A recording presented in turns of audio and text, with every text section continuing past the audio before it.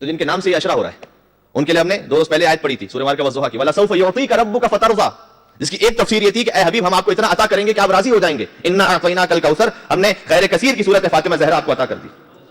ایک تفسیر دنیا کی تفسیر تھی، ایک تفسیر آخرت کی تفسیر ہے کہ امام علیہ السلام نے کسی نے امام سے پوچھا، کون سے امام؟ 5ویں امام، امام محمد باقر علیہ الصلوۃ والسلام کا مولا. یہ قرآن میں 6666 کے قریب آیتیں، کون سی ایسی آیتیں جس میں سب سے زیادہ ہمیں پڑھ کر امید ملے، ایک گناہ گار کو امید ہو کہ نہیں میں بخشا جاؤں گا؟ امام نے کہا تمہارا کیا خیال ہے؟ کہ مولا میرا خیال تو یہ ہے کہ اللہ نے قرآن کریم میں کہا ہے قل یا عبادی الذین اسرفوا علی انفسہم لا تقنطوا من رحمت اللہ ان اللہ یغفر الذنوب جميعا. مولا جب میں اس آیت کو پڑھتا ہوں تو مجھے بڑی امید پیدا ہوتی ہے.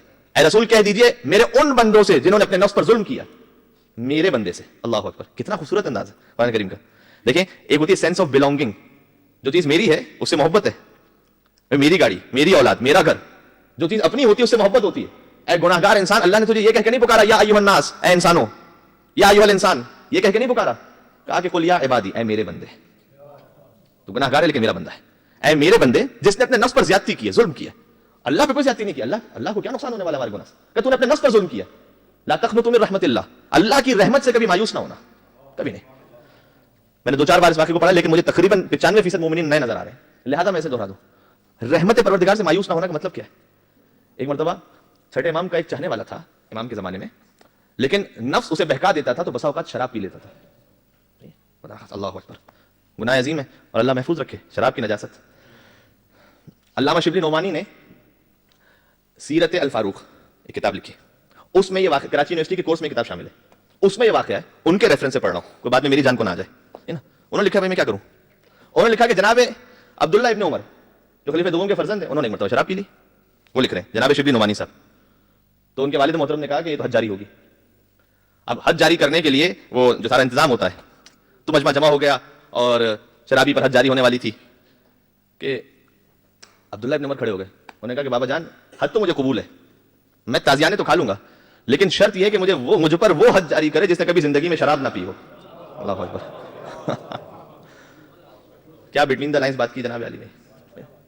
کہا کہ مجھ پر وہ حج جاری کرے جس نے کبھی خود شراب نہ پی ہو. اوہ جناب مدینہ میں مسئلہ کھڑا ہو گیا، کسے بلایا جائے کہ جس نے کبھی زندگی میں شراب نہ پی ہو؟ امیر المومنین کو کرم اللہ وجہہ کیوں کہا جاتا ہے؟ کہ وہ چہرہ جسے اللہ نے کرامت عطا کی، اس لیے کہ یہ چہرہ کبھی بت کے سامنے نہیں جھکا، ہمیشہ رب العالمین کے سامنے جھکا تھا. کبھی رسول اللہ کے اعلان اسلام سے پہلے کی بات کر رہا ہوں، اس وقت بھی. لہذا یہ اہل سنت کہتے ہیں کرم اللہ وجہ، اس کی وجہ یہ ٹھیک ہے. تو کہا کہ مجھ کو وہ حج جاری کرے جس نے کبھی شراب نہ پی ہو. مدینہ میں کوئی نہ ملا، علی کو بلاؤ. امیر المومنین تشریف لاتے ہیں. جب امیر المومنین تشریف لاتے ہیں تو انہوں نے شراب کی جو حد تھی وہ تھی 40 تادیانے. مولانا نے کہا میں 80 ماروں گا. تو انہوں نے دیکھا 80 کیوں؟ کہ 40 شراب پینے کے جرم میں اور 40 بغض علی رکھنے کے جرم میں.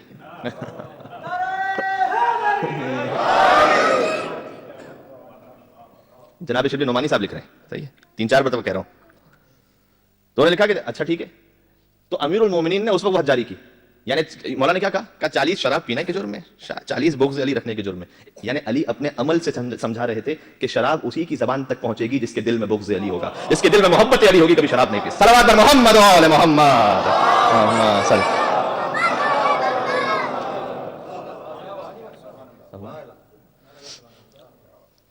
حالات کچھ ایسے ہو چکے ہیں اخلاقی طور پر کہ معذرت مجھے اس بات کو بیان کرنا پڑا کہ شراب کے بارے، ورنہ شاید آج سے 10-15 سال پہلے تک یہ بات نوبت نہ پہنچتی، لیکن ہم اپنے آپ کو اپنے بچوں کو بچا کر رکھیں، خاص طور پر اس ماحول میں. اور ہمارے تو بات کہاں سے شروع کی تھی ہم نے؟ میرے ذہن سے نکل گیا بھائی. ہاں، لا تقنطوا من رحمت اللہ، اللہ کی رحمت سے مایوس نہ ہونا. چھٹے امام کا ایک چاہنے والا تھا لیکن نفس بہکاتا تھا، شراب پی لیتا تھا. اب کیا مطلب ہوا؟ یہ حقیقی چاہنے والا نہیں تھا، اس کا مطلب صحیح زبان سے کہتا تھا میں چاہنے والا ہوں، حقیقت میں نہیں تھا. ایک مرتبہ شراب پی ہوئی تھی، مولا سامنے سے تشریف لانے لگے. اس نے کہا کہ بہرحال اب میں مولا کی محفل میں جا کے بیٹھتا ہوں اور مولا سامنے سے آ رہے ہیں تو مجھے سلام تو کرنا پڑے گا، اور میں نے شراب پی ہوئی تو جس منہ سے شراب پی اس منہ سے مولا کو سلام کیسے کروں گا، اور کیسے کہوں السلام علیکم ابن رسول اللہ. اور ہمارا تو یہ مدینہ میں ایک چھوٹی گلی جو راستہ تھا، سامنے سے مولا آ رہے تھے، یہ جا رہا تھا، ایک چھوٹی گلی جا رہی تھی، وہاں چلا گیا چھپنے کے لیے. جیسے گلی میں داخل ہو تو دیکھا گلی آگے سے بند ہے، بند راستہ. پیچھے مڑا باہر نکلنے کے لیے، دیکھا مولا اسی گلی میں داخل ہوئے. گلی آگے سے بند، اس نے شراب پی ہوئی، مولا داخل ہوئے تو یہ دیوار کی طرف رخ کر کے کھڑا ہو گیا اور اپنا کمر بند ٹھیک کرنے لگا بہانے سے، کہ جیسے میں نے مولا کو جیسے بیلٹ ٹھیک کرتے نا، دیکھا نہ ہو، تو اپنا کمر بند ٹھیک کر رہا تھا. مولا اس کے بعد بالکل قریب تشریف لے آئے. اللہ اکبر، اس کی سانسیں تیز ہو رہی ہیں، اب میں کیا کہوں. ایک مرتبہ مولا نے اس کے شانے پر ہاتھ رکھا اور کہا اے شخص اتنا یاد رکھنا، تو کتنا ہی بڑا گناہگار کیوں نہ ہو جا، ہم اہل بیت سے کبھی منہ مت موڑنا تو اللہ اکبر۔ اس لیے کہ اگر گناہ کرنے کے بعد تو نے ہم سے بھی منہ موڑ لیا تو یہ اس سے زیادہ بڑا گناہ ہوگا۔ لا تقنطوا من رحمت اللہ، اپنے آپ کی اصلاح کر کے واقعی محب علی بننے کے لیے کہ کبھی اللہ کی رحمت سے مایوس نہ ہونا، اس کے پاس پہنچنا۔ جو حر کی توبہ کو قبول کر سکتے ہیں سچے دل کے ساتھ، کو ان کی بارگاہ میں جائے تو حسین ابن علی کا جواب وہی ہوگا جو حر کے لیے جواب تھا کہ انت حر فی الدنیا والآخرہ، اے حر تو دنیا میں بھی آزاد ہے آخرت میں بھی آزاد ہے۔ اور علامہ رشید ترابی صاحب علی اللہ مقامہ، ان کا ایک جملہ تھا کہ سید الشہداء نے اس وقت حر کو دیکھ کر کہا کہ اے حر تو فکر نہ کر، میں نے بھی تجھے معاف کیا، میرے رب نے بھی تجھے معاف کیا۔ علامہ رشید ترابی صاحب کہتے ہیں یہ فقط حسین ابن علی میں یہ قوت ہے، یعنی فقط یہ امامت میں قوت ہے جو یہ کہہ سکے کہ میں نے معاف کیا، آگے یہ بھی کہہ سکے میرے رب نے بھی معاف کیا۔ اللہ اور ہمارے ہم تو اپنے بہاف پہ کہہ سکتے ہیں میں نے تمہیں معاف کیا، کسی میں ہمت ہے کہنے کی کہ مجھے یقین ہے میرے رب نے بھی معاف کیا؟ نہیں، کہ یہ فقط امامت کی طاقت تھی۔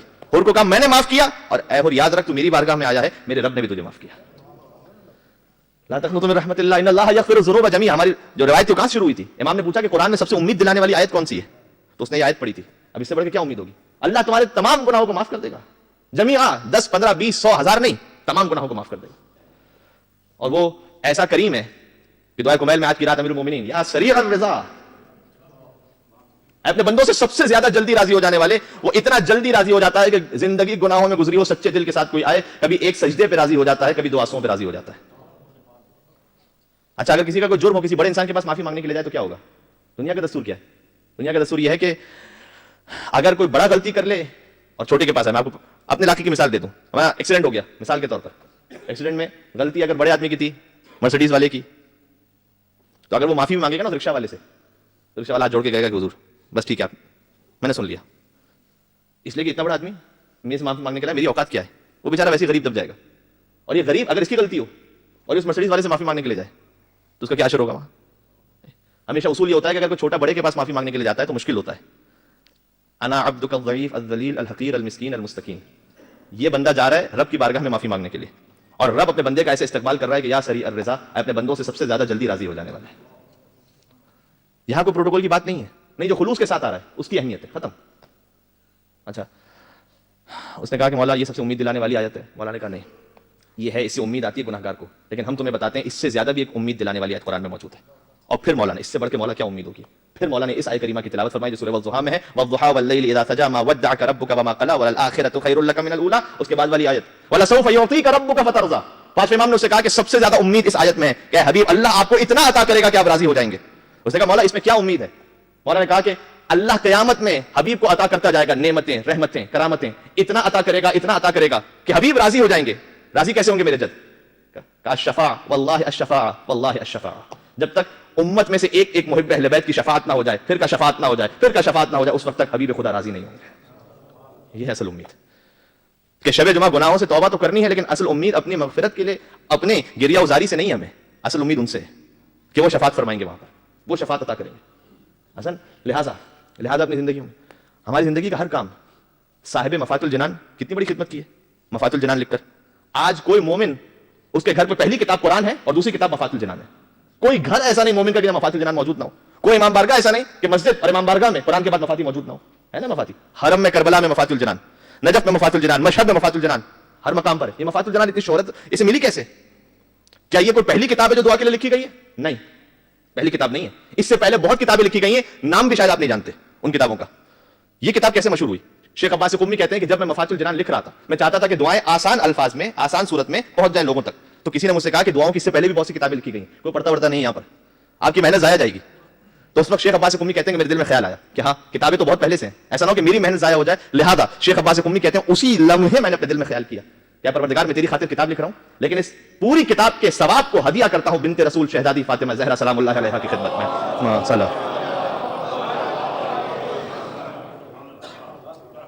اب میں کتاب لکھ رہا ہوں، اس کتاب جب لوگوں تک پہنچے گی، اس کتاب میں سے جو کوئی عمل کرے گا، عمل ام داؤد مفاتح الجنان سے کوئی کرے، شب قدر کے اعمال مفاتح الجنان سے کوئی کرے، کوئی قرآن کا سورہ مفاتح الجنان سے پڑھے، کوئی دعائے کمیل مفاتح الجنان سے پڑھے، شیخ عباس قمی نے کہا میں نے منت مانی کہ اس کا ثواب مجھے، میری حقیقت کیا ہے، میں سارے ثواب کو ہدیہ کرتا ہوں شہزادی کونین کی خدمت میں۔ یہ بیوی کو ہدیہ کرنے کا انعام اور صلہ تھا کہ آج قرآن کے بعد جس کتاب کا شمار کیا جاتا ہے مومنین میں وہ ہے مفاتح الجنان۔ لہذا یہ اہل بیت اطہار پر اسی لیے مولانا ہم تو مفاتح الجنان لکھ کے ہدیہ نہیں کر سکتے، ہمارے اتنی طاقت نہیں ہے کہ ہم کو کتاب لکھ کے ہدیہ کریں، ہم کیا کریں؟ آیت اللہ شیخ وحید خراسانی حفظہ اللہ ان کی ایک نصیحت آپ تک پہنچا دوں. ہم کیا دیا کر سکتے ہیں بیوی کے نام پر؟ درس خارج دیتے ہیں حکم میں, بہت ہنسی مستی ہے, اور آیت اللہ سیستانی کے ساتھ یا ان کے بعد جس مرجع تقلید کا نام لیا جاتا ہے وہ آیت اللہ وحید خراسانی, اور ان کی شہرت ہی بیوی کا نام بنائے, اس لیے کہ بیوی کے نام پر جو انہوں نے جلوس نکالا شہر قم میں, اور پاپ برہنہ جس میں شرکت کی 80 برس کی عمر میں, کہ اس جلوس کے بارے میں مجھے نہیں معلوم, میں نے عرض کیا تھا نہیں, آیت اللہ مرزا جواد تبریزی جن کا انتقال ہو گیا ہے, بیوی معصومہ قم کے حرم میں دفن ہے, اور آیت اللہ وحید خراسانی یہ حیات ہیں, ان دونوں نے مل کر جلوس کا آغاز کیا تھا آج سے کچھ سال پہلے. اور کچھ سال پہلے جب جلوس کا آغاز ہوا تھا تو تقریباً 150-200 لوگ اس جلوس میں ہوتے تھے فقط, اس سے زیادہ نہیں ہوتے تھے. اور جب آیت اللہ مرزا جواد تبریزی کا انتقال ہوا تو اس جنازے میں مجھے خوش شرکت کرنے کا شرف حاصل ہوا تھا. الحمدللہ پروردگار نے مجھے شرف عطا کیا, آیت اللہ بہجت کے جنازے میں تھا, آیت اللہ فاضل انکرانی کے جنازے میں تھا, آیت اللہ مرزا جواد تبریزی کے جنازے میں تھا. بزرگ علماء کرام کے نماز جنازہ اور مراسم میں شرکت کرنے کی توفیق اس بندہ اخیر کو نصیب ہوئی. تو 150 لوگ تھے جب جلوس کا آغاز ہوا تھا, آج سے 6-7-8 سال پہلے کی بات ہے. آہستہ آہستہ بیوی کے نام سے نہیں معلوم ان دو ہستیوں میں خلوص کیسا تھا, اب تو ہزاروں اور لاکھوں کی تعداد میں مومنین ہوتے ہیں اسی جلوس میں جس میں 150 لوگ ہوتے تھے پہلے سال.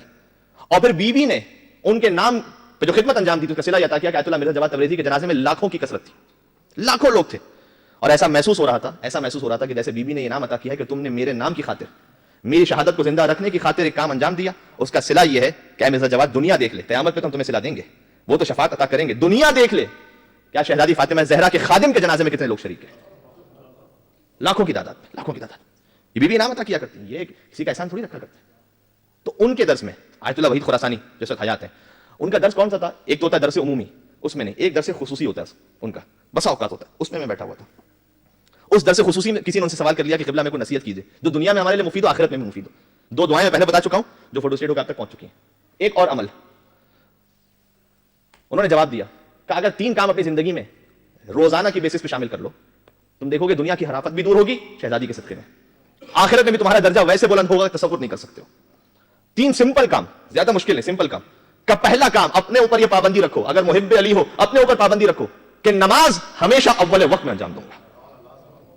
نماز تو پڑھنی ہے نا ویسے, کل نہیں اول وقت میں پڑھوں گا, جیسے ہی وقت آئے گا فوراً پڑھوں گا نماز, تاخیر نہیں. آیت اللہ بہجت کا جملہ ہے, کتنے بڑے عارف و بزرگ تھے, کہ جو اول وقت نماز پڑھنے کا عادی ہو خدا ایک نہ ایک دن اسے اس مقام تک پہنچا دیتا ہے جس مقام تک وہ پہنچنا چاہتا ہے. آپ چاہتے ہیں نا بلند مقام تک پہنچے, اہل بیت اطہار کی شفاعت تک, ان کی ہمراہی جنت میں نصیب ہو, کہ نماز اول وقت میں پڑھو, اول وقت میں. ہو سکتا ہے کوئی یہ کہے اس کی مجبوری درست بھی ہے کہ مولانا ہمارا لنچ ٹائم ہوتا ہے 1 سے 2 بجے تک, ٹھیک ہے, نماز کا وقت ہوتا ہے 12:30 بجے, یہ آپ کی مجبوری ویلڈ ہے, ٹھیک ہے, بس اوقات ہوتا ہے ایسا معاملہ. لیکن ایک نماز کم از کم ایسی ہے کہ جس میں ہر ایک انسان اول وقت میں پڑھ سکتا ہے اسے. وہ کون سی نماز ہے؟ وہاں سے شروع کر دیجیے, وہاں سے شروع کر دیجیے. فجر کی نماز پڑھ لینا فقط مومن کا کمال نہیں ہے. اب تو مصیبت یہ آ گئی کہ اس پہ بات کرنی پڑتی ہے کہ فجر پڑھ لو بھائی خدا کے لیے. فجر پڑھ لینا مومن کا کمال نہیں ہے, محب فاطمہ زہرا کا کمال یہ ہے کہ اول وقت میں اٹھ کے فجر انجام دیتا ہے. اور ان کے شیعہ کا کمال تو یہ ہے کہ فجر سے پہلے اٹھ کر, اس پہ میں نہیں جانا چاہتا, لیکن اول وقت میں. مغرب عشاء کی نماز کے لیے اگر آپ کے لیے ممکن ہے, آپ کی ڈیوٹی اس انداز سے ختم ہو جاتی ہے اول وقت میں, کیونکہ ڈیوٹی چھوڑ کر چوری چھپے نماز پڑھنا یہ شرعی مسئلہ گزارش کر دوں, یہ پھر غصبی ہو جائے گا, بس نماز باطل ہو جائے گی. ہمیشہ بات یہ ہوتی ہے کہ جناب لیبر کے حقوق, باس کے بھی حقوق اللہ نے دیے ہیں. باس کا کیا, اس نے جو ٹائم رکھا ہوا ہے اور آپ نے اس پر ایگری کیا ہے, اس کی اجازت کے بغیر حتی نماز بھی نہیں پڑھ سکتے. مثال کے طور پر اب ایک صاحب نے ہمیں کراچی میں کہا, ان کی ڈیوٹی ہوتی تھی شام 7 بجے تک, اور ہمارا جو مثلا اشتراک میں مجلس ہوتی ہے کراچی کی جو مرکزی مجلس ہوتی ہے 5 بجے. تو انہوں نے بڑے فخر سے مجھے عشرے کے بعد بتایا کہ مولانا روزانہ چوری چھپے 4:45 بجے ایسے نکل جاتا ہوں اور مجلس اٹینڈ کر کے پھر اپنے وقت پہ پہنچ جاتا ہوں, پتہ نہ چلے آفس میں کسی کو. مجلس امام حسین السلام مولانا اس میں میں ضرور شرکت کرتا ہوں کہ اللہ اکبر, امام حسین السلام اس سے راضی نہیں ہوں گے کہ اجازت کے بغیر آپ نے کام کیا. ہاں تو اگر کسی کے لیے ممکن ہے اس کی ڈیوٹی آورز میں اول وقت میں, آیت اللہ وحید خراسانی نے کہا نماز پڑھو. دوسرا کہ میری دوسری نصیحت یہ ہے کہ نماز فجر کے بعد دعا عہد ضرور پڑھو. دعا عہد جو امام زمان علیہ السلام کو یاد کرنے کی دعا ہے, زیادہ لمبی نہیں, 5 منٹ کی, بہت لمبے عمل نہیں بتا رہا یہاں پر, 10,000 مرتبہ مجھے پڑھو. مجھے پتا کوئی نہیں کرنے والا, ظاہر ہے کہ جب, اچھا یہ ہمیں کیسے پتا ہے کہ کوئی نہیں کرنے والا؟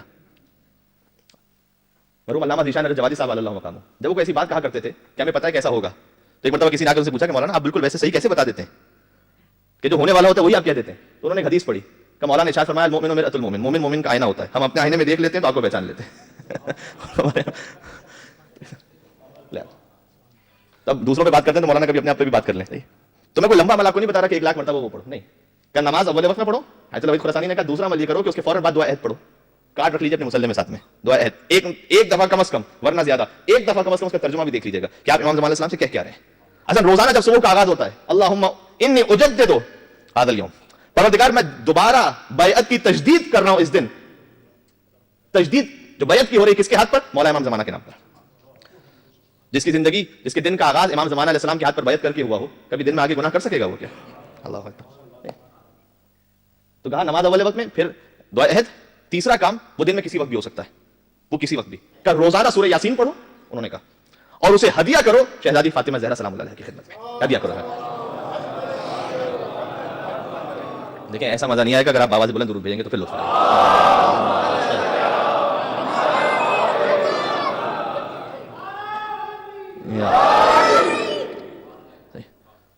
بات کہاں شروع ہوئی تھی؟ مفاتل جنان. تو مولانا ہدیہ کر نہیں سکتے، ہم کو کتاب لکھ نہیں سکتے، آپ کیا ہدیہ کر سکتے ہیں؟ انہوں نے سمپل کہا کہ روزانہ یاسین پڑھو، بیوی کو ہدیہ کرو.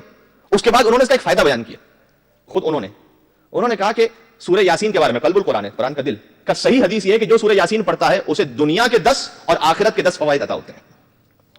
کنفرم حدیث. پھر اس کے بعد کہتے ہیں کہ انہوں نے مثال دی، کبھی کبھی ایسا لگتا ہے کہ جیسے کوئی ایک ذاکر، کوئی خطیب بات بیان کر رہا ہو لیکن مرجع تقلید کی زبانی. دیکھیں کیسے مولائی ہوتے ہیں. انہوں نے کہا کہ دیکھیں ہمیں اس یاسین کو اللہ تک پہنچانا ہے تاکہ 10 دنیا کے فوائد، 10 آخرت کے فوائد. لیکن مجھے دیکھ کر کہا کہ دیکھو اگر ایک سامان، ایک کوئی بھی لگیج بیگیج ایک ملک سے دوسرے ملک لے کے جاؤ تو ہوگا کیا؟ کا اصول اس کا یہ ہے کہ کسٹم پہ چیک ہوگا کہ ہے کیا اس میں. کسٹم پہ چیک ہوئے بغیر وہ آگے نہیں جا سکتا. جی بالکل ایسا ہی ہے. کہا لیکن سوال کیا انہوں نے، سب سے سوال کیا، کچھ لوگ بیٹھے تھے ہم سب سے سوال کیا. کہا لیکن یہ بتاؤ کہ جس ملک سے جا رہا ہو اس کے بادشاہ کی مہر اگر لگی ہو وہ سامان پر، تو پھر کسٹم پہ کسی کی مجال ہے کہ اسے چیک کر سکے؟ پھر بادشاہ کی مہر لگی ہوئی ہے تو پھر کیا کوئی کسٹم والا کھول کے دیکھے گا کہ بادشاہ صاحب کیا بھیج رہے ہیں؟ نہیں. اس لیے کہ اگر ان کے نام سے جائے گا تو پھر براہ راست اس دوسرے ملک کے بادشاہ تک پہنچے گا. کہ یہاں سے جب تم یاسین پڑھ رہے ہو اس میں نہیں معلوم غلطیاں ہیں، کوتاہیاں ہیں، کبھی خلوص رہا نہیں رہا، توجہ رہی نہیں رہی. اس یاسین کو عرش اولا تک پہنچانا ہے.